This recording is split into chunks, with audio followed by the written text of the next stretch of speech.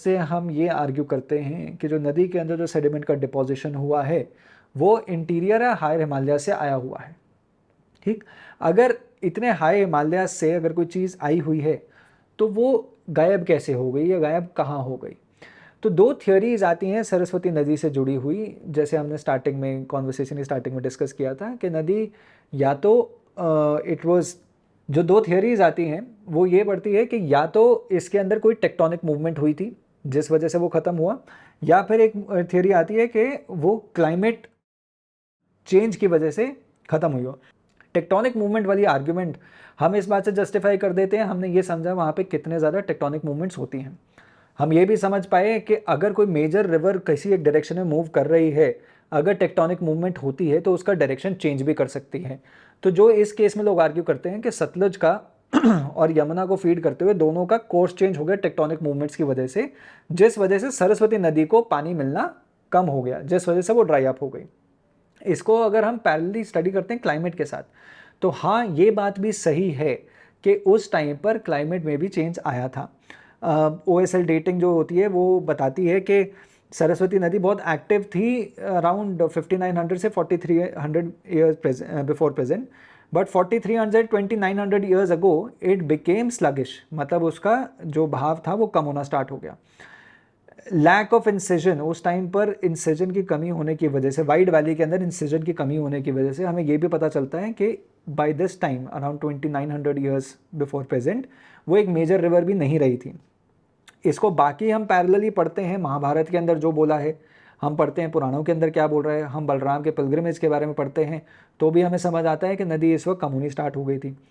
Archaeological evidence भी हमें ये बताता है कि अराउंड आज से 3500 साल पहले एक लार्ज मेजर एक्सोडस होना स्टार्ट हुआ था इस रीजन से। ये जो रीजन है हरियाणा और ये सरस्वती वैली वाला जो रीजन है, यहाँ से बहुत सारे लोग ईस्टवर्ड मूव करने लगे थे, गंगा बेसिन की तरफ जाने लगे, तो आपको वो भी क्लियर होता है। और इस टाइम पर आपको ये भी पता है कि you know all these things essentially tell के कोई मेजर एक जियोलॉजिकल इवेंट आया था जिस वजह से आपका ड्रेनेज पैटर्न डिस्टर्ब हो गया।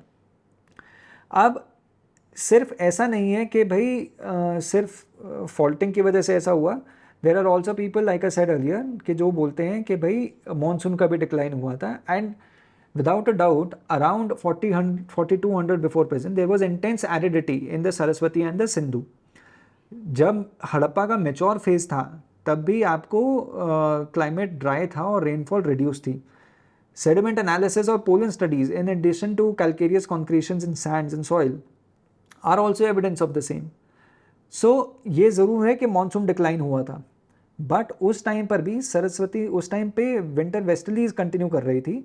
जो हिमालयन माउंटेन्स जो हैं वहाँ पर स्नो डाला करती थी या उससे ग्लेशियर्स बना करते थे, और ये जो slowly slowly snow melt waters थे ये आपकी रिवर को चार्ज किया करते थे।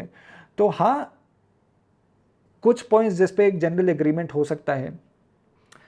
जियोलॉजिकल स्टडीज़ ये इस्टेब्लिश करती हैं कि सरस्वती नदी इंटीरियर ऑफ हिमालय से आई। ये इस्टेब्लिश करती हैं कि टेक्टोनिक मूवमेंट्स की वजह से ड्रेनेज बेसिन के, ड्रेनेज चैनल के अंदर डिफरेंस आया था, जिस वजह से वाटर जो फीड हो रहा था जो सरस्वती नदी में वो कम हो गया। हाँ, उसी दौरान मॉनसून भी डिक्लाइन हुआ। हाँ, इन सारे 3-4 चीज़ों को अगर हम पैरेलली स्टडी करें सिविलाइजेशनल पॉइंट ऑफ व्यू से, तो जिन लोगों ने उस समय पर ये किताबें, किस्से लिखे हैं और हमारे मेजर ग्रंथ लिखे हैं, उन ग्रंथों के अंदर भी वही सेम बात आ रही है।